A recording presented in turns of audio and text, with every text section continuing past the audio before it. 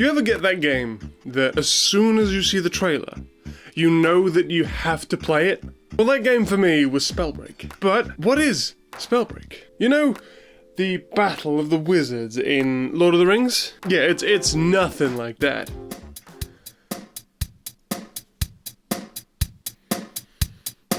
Okay. In this game, you're a new age battle mage fighting on a new stage, flinging spells to end, rage and engage, and fly away to disengage and live another day. I may have misunderstood though. You don't spit fire. You fling it. I mean, you can also make walls out of it. But now that we're here, we might as well talk about the mechanics. This game is more of a traditional battle royale in that there's a group of people flung onto a map and then there's a circle which slowly closes in. That is where the similarities end. Instead of being themed around like modern day guns, this game is fantasy themed. And as a D&D and WoW nerd, this is my cup of tea. You fight your opponents by equipping various gauntlets. Each of these gauntlets let you cast spells, from high damage ground pounds that can be hard to use inside of buildings, to an exploding fireball or poison spray. And each of these gauntlets has a more powerful spell to cast that gets put on a cooldown, but these more powerful spells interact with spells of other types. You have a tornado out? You throw a fireball into it and suddenly you have a fire tornado. Throw a lightning bolt into it and you have a storm. There's a poison cloud blocking your path. Well, throw a few wind blasts into it to disperse it, or shoot an ice shot into it to solidify it and just jump over it. Having these spells interact in this way means that instead of having 12 different abilities from 2 gauntlets on each hand, you have more like 48, with all of the spells interacting with each other. And while you do have to stick with the gauntlet type that you started with, that gauntlet gives you abilities that you wouldn't normally have if you just found it off of the ground. Say, take the flame gauntlet. If you throw the firewall up, you may be able to run through it and start flying.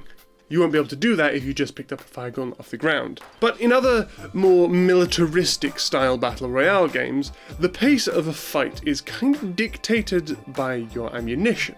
If you keep firing, eventually you'll have to reload, and in that reload it gives breaks for your opponents to do things. But in this game, you have a mana bar, which depletes as you cast your basic spells. Now, if you're careful with your mana, you can keep casting spells as it regenerates, but if you use it all the way, a bit too carelessly, then you have to sit through a lengthy animation. And something I noticed as I was playing more and more of this game is that the better players would be able to continuously cast more spells, meaning that they either have a lot better mana management than I did, or they just had really good items. Because what's a good battle royale game without items? You have health potions and shield potions, which regenerate your health and shield respectively, but you also have boots, which let you run faster, belts, which give you the shield, and amulets, which increase your maximum mana. And the better quality the item, the better the benefit you receive. But that's not all. You can find better quality gauntlets, which will give you more damage, and a whole host of runes which act as movement abilities. Dashes, teleports, leaps, even just straight up flying, which is one of my favourite ways to move around the map. Especially when combined with this game's levitate.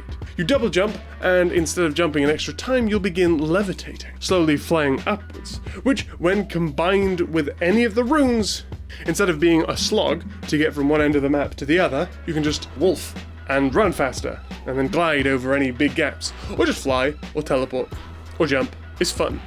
I like traversing the world in this. So what happens when you take all of these spells, all of these runes, all of these gauntlets, throw them into a slowly shrinking arena with lots of people? You get amazing, genuinely epic feeling fights. Throwing boulders at your opponent while you're dodging incoming fireballs. Even if you're just sitting on top of nearby buildings to watch, it's a great viewing experience. Now, there are times when you'll just die too fast to be able to respond, or be able to even realize what happened, but that made me want to learn what happened, and that showed me the depth of this game. At first, it looks quite shallow, but that's actually an illusion. The game is actually really, really deep. It's very easy to learn, but very hard to master. And then there's this thing. a little grayed out tab called Chapters. And according to the game dev's roadmap, this is where the story will be. And I, for one, want to learn more about this game. Who are the Vow Keepers? What really is exiling? Why are these mages fighting? And if the story is a proper campaign with actual levels, that is something I really want to see.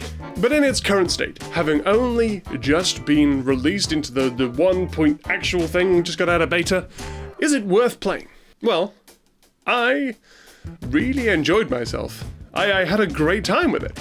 And if you're a fan of the Battle Mage aesthetic, looking for some new and interesting Battle Royale games, or are looking for an epic experience, I think you will find some fun in this free-to-play game that's available on the Epic Games Store, on Xbox, and on PlayStation. But that's it for this video. If you liked it, don't forget to like it, and if you want to know whenever I post a new video, there's a subscribe button down there, and I'm sure you know what to do with it. But until next time, did you know I'm English? Cheerio.